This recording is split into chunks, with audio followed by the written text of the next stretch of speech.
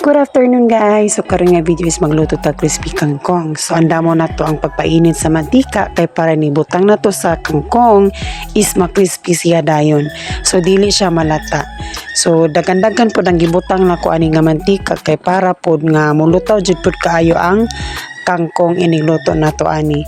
So una na kong gibuhat ani guys is nabutang ko una og duha ka buok cornstarch ang ako ang gibutang ani kay para mo crispy jud og maayo kay og isa ra pud kaadyo murag lasaw ra pud.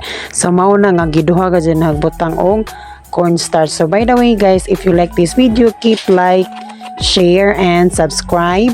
And don't forget to click the notification bell para updated mo permi sa ako ang mga upload nga video sa YouTube. So keep on subscribe MJ Bulana Vlogs.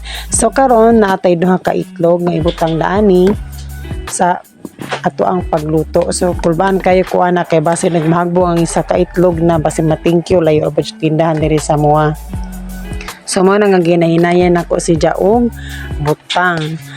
Anya mo na nga once nga duha pod ka itlog ang imuhang ibutang pod ana lami jud pud kayo ang imuhang niluto.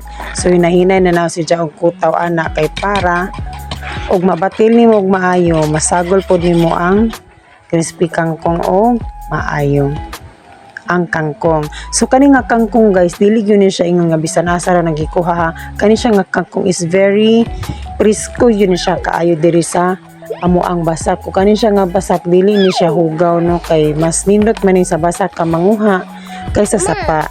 Kaya matakay bawo jud sa sapa no kay nay maglutaw-lutaw.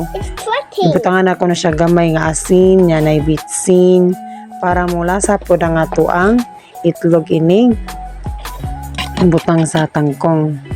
So mo na ginahinay na nako na siya og butang. So kana kay nainit naman ang ato ang mantika, ihinay-hinay na nato og butang ang kangkong sa ato ang gimix na itlog og adto na po siya sa cornstarch ug ginahinay nato siya butang sa karaha.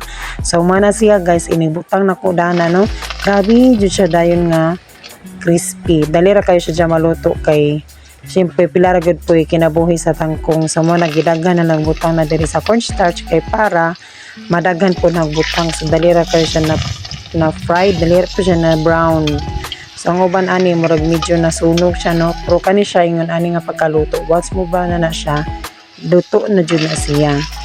So napiuban nga murag medyo pale kayo or medyo puti-puti pagamay, so crispy na pud na siya, depende pud na siya sa pagkaluto sa mantika kay kusog-kusog pud kadyo ang kayo dani. The student in the tree and the mug one. And the boulder there.